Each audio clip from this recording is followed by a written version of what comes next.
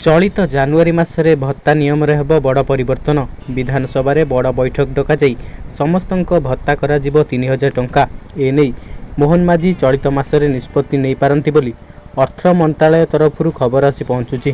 तेबे बुढ़ाबुढ़ी वार्धक्य भत्ता टंका वृद्धि करने को श्रमिक संगठन सहित बुढ़ाबुढ़ी जोरदार दाबी रही आसुची। तेबे निर्वाचन देइथिबा इस्ताहार प्रतिश्रुति भत्ता पूरण नहेले आगामी दिन में मुख्यमंत्री घर आगरे आंदोलन करेंगे बोली मध्य चेतावनी देइछन्ती बुढ़ाबुढ़ी माने।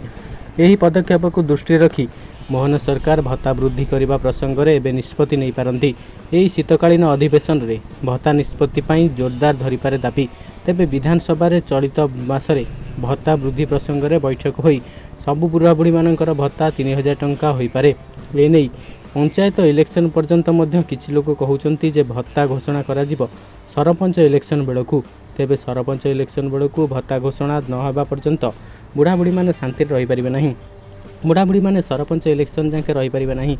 तुरंत सेमानकु 3000 टंका भत्ता प्रदान करने को विभिन्न महलरू दाबी उठुची एवं खोद बुढ़ाबुढ़ी माने मध्य कहउचंती 3000 टंका भत्ता खूब शीघ्र घोषणा करंतु मोहन माझी।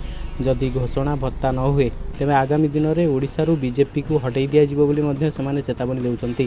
तेबे भत्ता प्रसंग में मध्य अन्यान्य संगठन बुढ़ाबुढ़ी मानरे सांगरे धरी आंदोलन करिवे बोली मध्य कुआ जाउची। तेबे ए प्रसंग को बहुत जोरदार करुछंती बुढ़ाबुढ़ी। बुढ़ाबुढ़ी को 3000 टंका बीजेपी भत्ता प्रतिश्रुति देइथिला जहाँ एपर्यंत पूरण हो पारि नाही। तेबे सेमाने प्रतिश्रुति कौन पाई देउथिले बुढ़ाबुढ़ी माने सेमानकु प्रश्न पचारुछंती। सेमाने कहउछंती जदि भत्ता प्रतिश्रुति पूरण करिबार नथिला तेबे आम मानकु प्रतिश्रुति कौन पाई देउथिला। जदि प्रतिश्रुति देला तेबे तुरंत पूरण कर, जदि पूरण न करि पारुछ गादीरू हटि जाओ बोली मध्ये सेमाने कहउछंती।